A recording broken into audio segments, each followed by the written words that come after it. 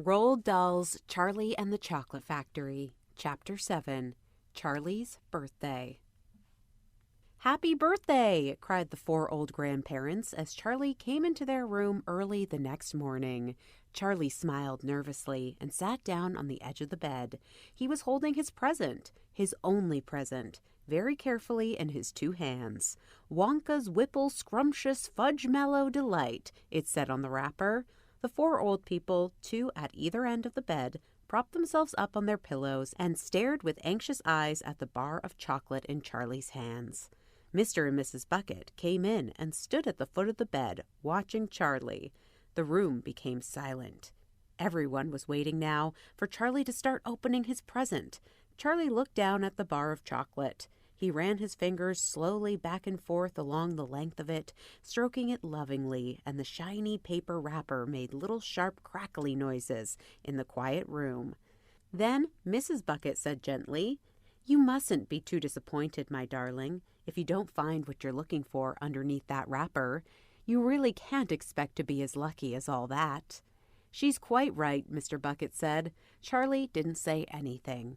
"After all," Grandma Josephine said, "in the whole wide world there are only 3 tickets left to be found. The thing to remember," Grandma Georgina said, "whatever happens, you still have the bar of chocolate."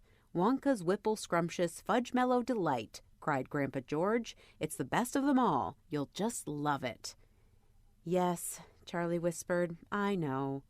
"Just forget all about those golden tickets and enjoy the chocolate," said Grandpa Joe. "Why don't you do that?" They all knew it was ridiculous to expect this one poor little bar of chocolate to have a magic ticket inside it, and they were all trying as gently and as kindly as they could to prepare Charlie for the disappointment. But there was one other thing that the grown-ups also knew, and it was this, that however small the chance might be of striking lucky, the chance was there. The chance had to be there. This particular bar of chocolate had as much chance as any other of having a golden ticket, and that was why all the grandparents and parents in the room were actually just as tense and excited as Charlie was, although they were pretending to be very calm. "You'd better go ahead and open it up. You'll be late for school," Grandpa Joe said. "You might as well get it over with," Grandpa George said. "Open it, my dear," Grandma Georgina said. "Please open it. You're making me jumpy." Very slowly, Charlie's fingers began to tear open one small corner of the wrapping paper. The old people in the bed all leaned forward, craning their saggy necks. Then, suddenly, as though he couldn't bear the suspense any longer, Charlie tore the wrapping right down the middle, and on his lap there fell a light brown, creamy-colored bar of chocolate. There was no sign of a golden ticket anywhere. "Well, that's that," said Grandpa Joe brightly.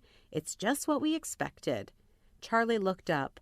4 kind old faces were watching him intently from the bed. He smiled at them, a small, sad smile. And then he shrugged his shoulders and picked up the chocolate bar and held it out to his mother and said, "Here, Mother, have a bit. We'll share it. I want everybody to taste it."